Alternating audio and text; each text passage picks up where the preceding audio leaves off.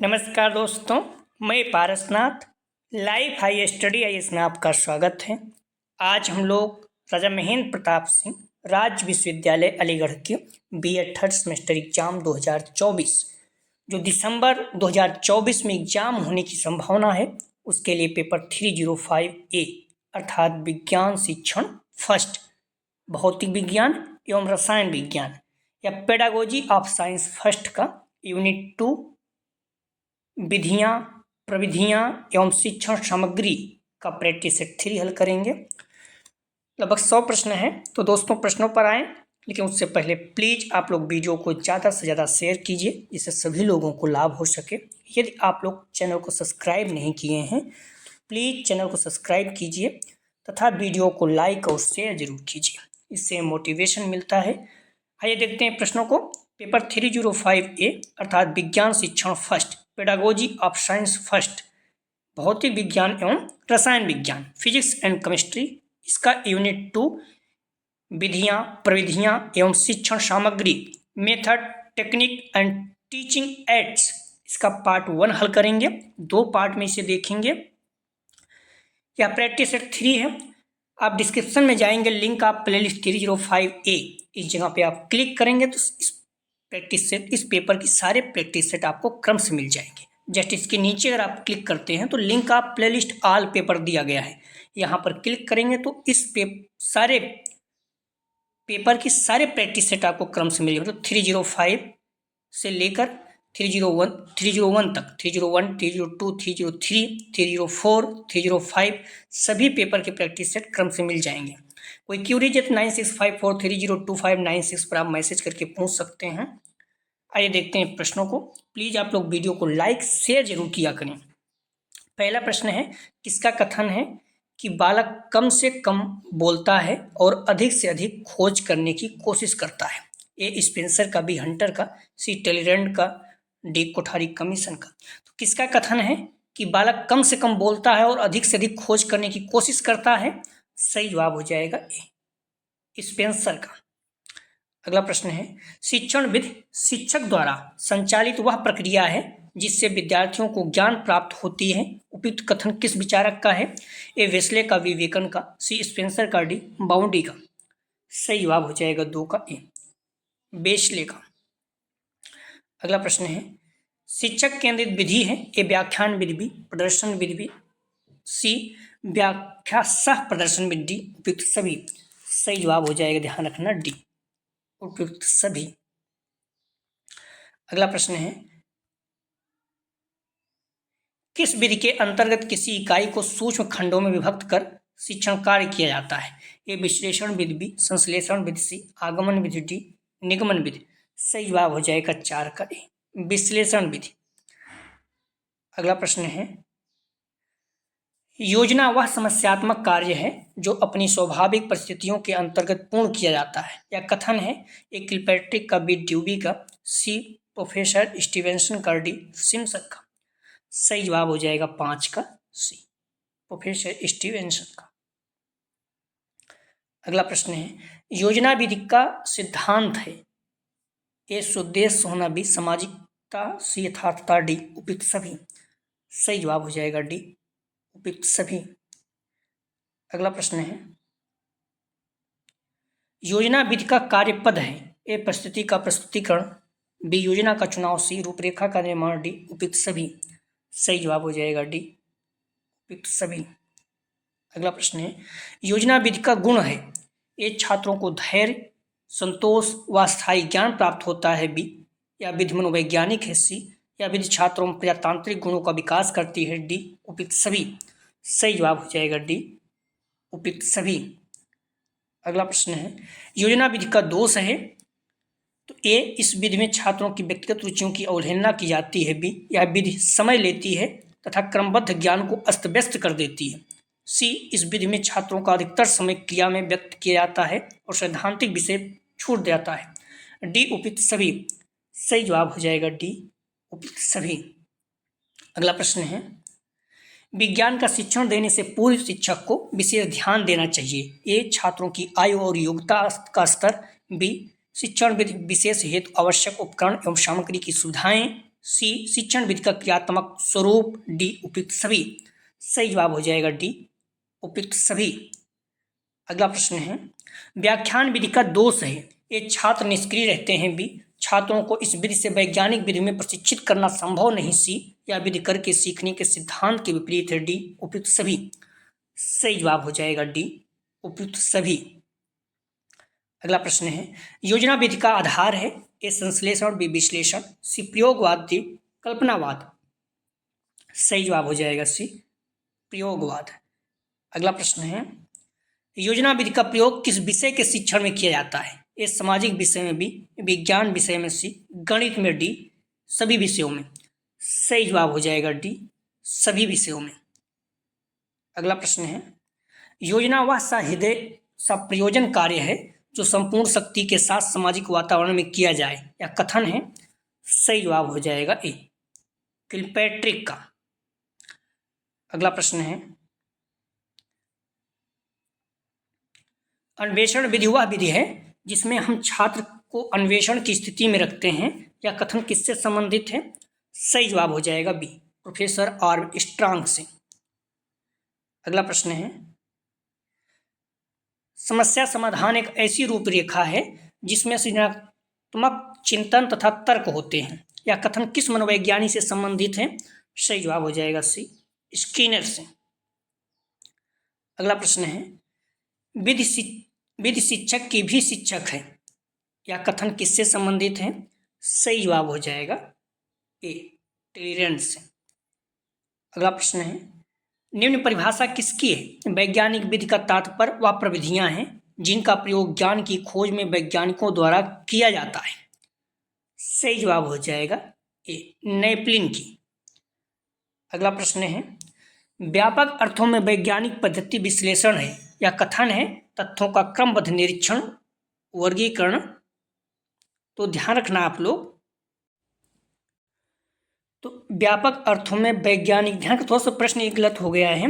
व्यापक अर्थों में वैज्ञानिक पद्धति, ठीक है, तथ्यों का क्रमबद्ध निरीक्षण, तथ्यों का, तो यहाँ पर जो है वैज्ञानिक पद्धति यहाँ से ये आ गया है तथ्यों का क्रमबद्ध निरीक्षण, ठीक है, वर्गीकरण एवं विश्लेषण है या कथन किसका है। तो व्यापक अर्थों में वैज्ञानिक पद्धति तथ्यों का क्रमबद्ध निरीक्षण, वर्गीकरण एवं विश्लेषण है या कथन किसका है। सही जवाब हो जाएगा 19 का, ध्यान रखना ए चैपलिन का। अगला प्रश्न है निम्न में से कौन सी विधि छात्रों को रटने की आदत प्रदान करती है।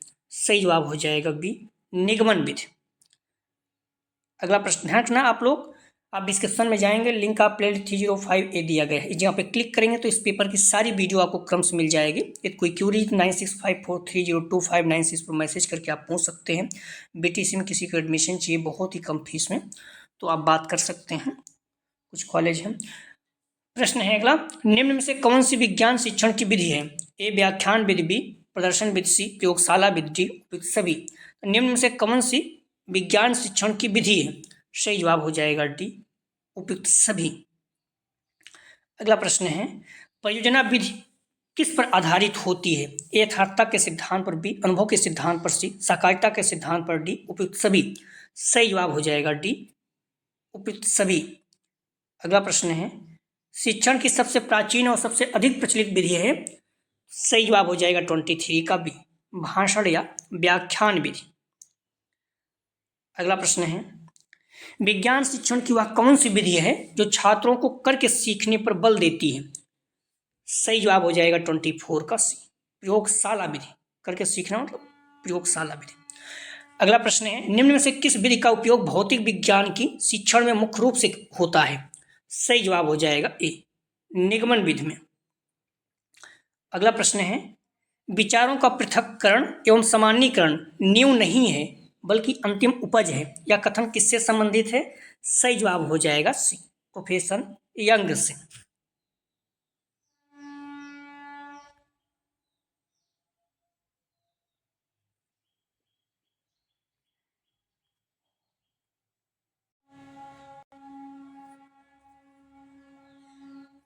ठीक है, तो विचारों का पृथक्करण एवं सामान्यीकरण नींव नहीं है बल्कि अंतिम उपज है या कथन किससे संबंधित है। तो सही जवाब हो जाएगा सी प्रोफेसर यंग से।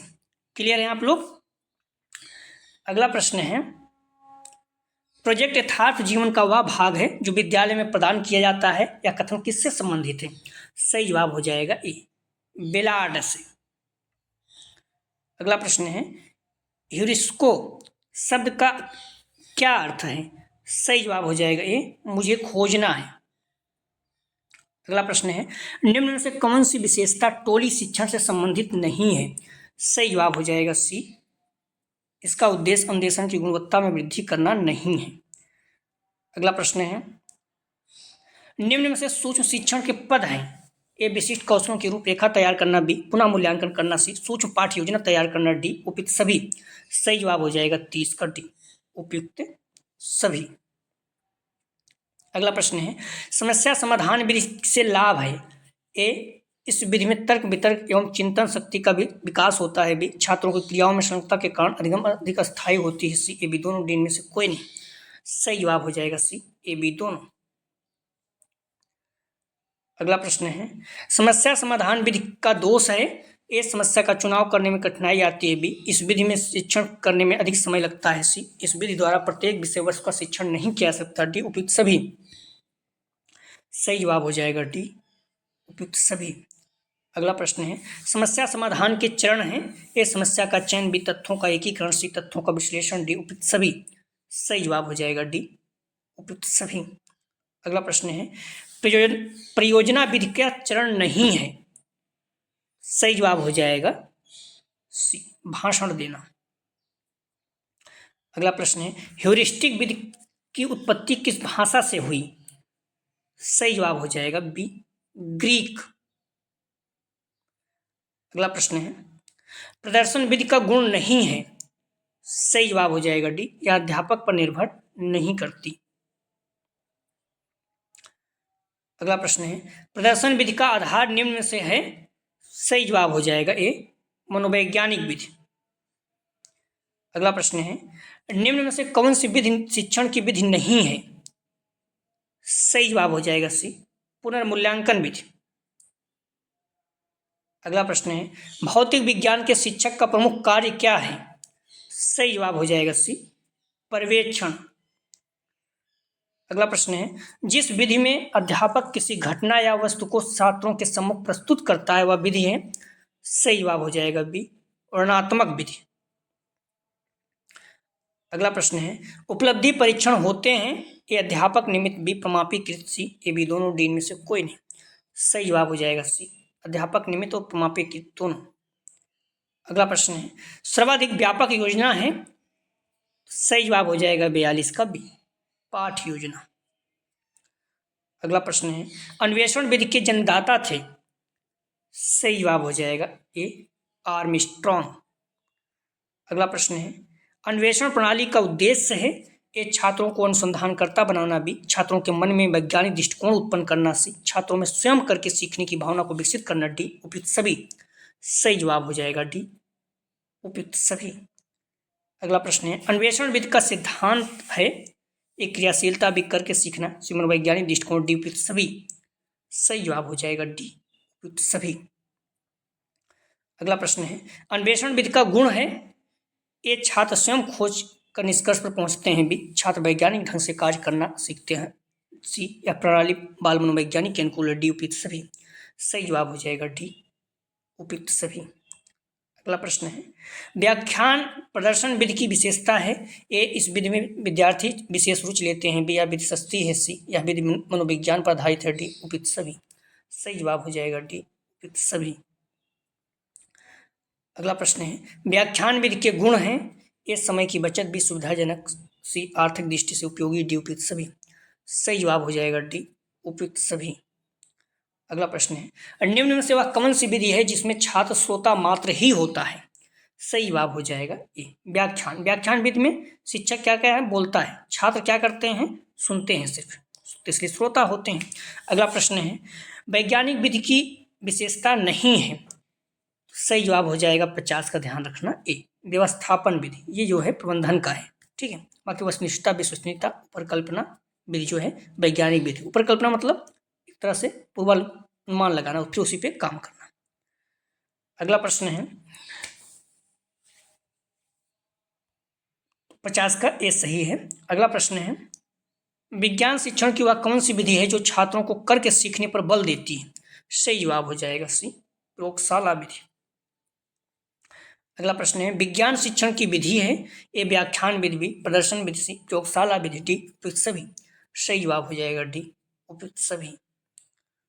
अगला प्रश्न है निम्न में से वह कौन सी विधि है जिसमें छात्र श्रोता मात्र ही होता है? हम लोग देख चुके हैं इसको, तो ये है व्याख्यान विधि। अगला प्रश्न है समस्या समाधान के चरण है ए समस्या का चयन बी, तथ्यों का एकीकरण सी, तथ्यों का विश्लेषण डी, उपयुक्त सभी। सही जवाब हो जाएगा 54 का डी, उपयुक्त सभी। अगला प्रश्न है निम्न से किस विधि का उपयोग भौतिक विज्ञान के शिक्षण में प्रमुख रूप से होता है? सही जवाब हो जाएगा 55 का ए, निगमन विधि। अगला प्रश्न है शिक्षण की सबसे प्राचीन और सबसे अधिक प्रचलित विधि है? सही जवाब हो जाएगा 56 का बी, भाषण और व्याख्यान विधि। अगला प्रश्न है प्रदर्शन विधि का आधार निम्न में से है? सही जवाब हो जाएगा ए, मनोवैज्ञानिक विधि। अगला प्रश्न है विचारों का पृथक्करण एवं सामान्यीकरण न्यू नहीं है बल्कि अंतिम उपज है, कथन है? सही जवाब हो जाएगा सी, प्रोफेसर यंग का। अगला प्रश्न है विज्ञान शिक्षण की आधुनिक प्रवृत्तियों में ध्यान रखना आवश्यक है? ए प्रस्तावना बी, अंतः बी, शिक्षण अधिगम वातावरण निर्मित करना सी, अंतःक्रिया डी, उपयुक्त सभी। सही जवाब हो जाएगा डी, उपयुक्त सभी। अगला प्रश्न है दल शिक्षण में आवश्यक होते हैं ए एक शिक्षक बी, दो शिक्षक सी, एक से अधिक शिक्षकों के सहयोगात्मक रूप से किसी समूह के लिए शिक्षण करना डी, उपयुक्त सभी। सही जवाब हो जाएगा सी, एक से अधिक शिक्षक का सहयोगात्मक रूप से किसी समूह के लिए शिक्षण करना।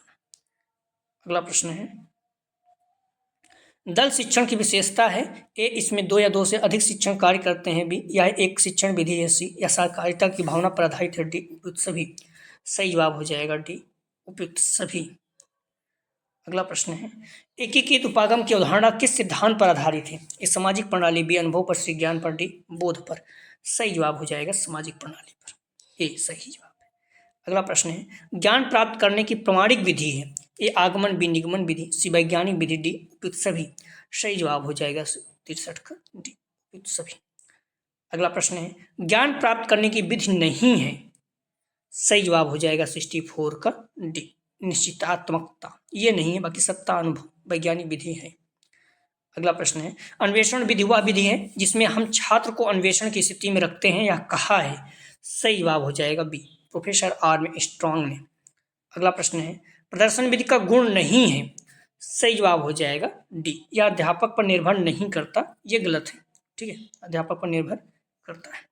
अगला प्रश्न है व्याख्यान सह विधि में समाहित है ए व्याख्यान विधि के तत्व बी, प्रदर्शन विधि के तत्व सी, ए बी दोनों डी में से कोई नहीं।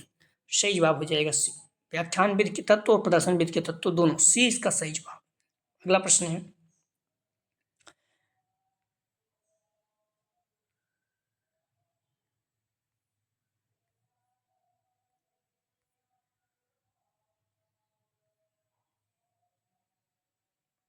अगला प्रश्न है व्याख्यान सह प्रदर्शन विधि की विशेषता है ए इस विधि में व्याख्यान विधि के दोष को दूर करके प्रदर्शन विधि के गुणों का समावेश किया जाता है बी, यह विधि अत्यंत उपयोगी है क्योंकि इसमें दो विधियों को सम्मिलित किया जाता है सी, इस विधि से सभी छात्रों को समान ज्ञान प्राप्त होता है डी, उपयुक्त सभी। सही जवाब हो जाएगा 68 का, ध्यान रखना आप लोग डी, उपयुक्त सभी। अगला प्रश्न है व्याख्यान सह विधि का दोष है ए यह विधि व्ययशील है बी, इसमें व्यवहारिक ज्ञान का अभाव है सी, ए बी दोनों डी में से कोई नहीं। सही जवाब हो जाएगा सी, ए बी दोनों। अगला प्रश्न है प्रदर्शन विधि का गुण है तो ए शिक्षण कराने में सीखना अधिक होता है बी, कम समय एवं कम शक्ति का व्यय होता है सी, इस विधि के प्रयोग में त्रुटियों की संभावना कम हो जाती है डी, उपयुक्त सभी। सही जवाब हो जाएगा 70 का डी, उपयुक्त सभी। अगला प्रश्न है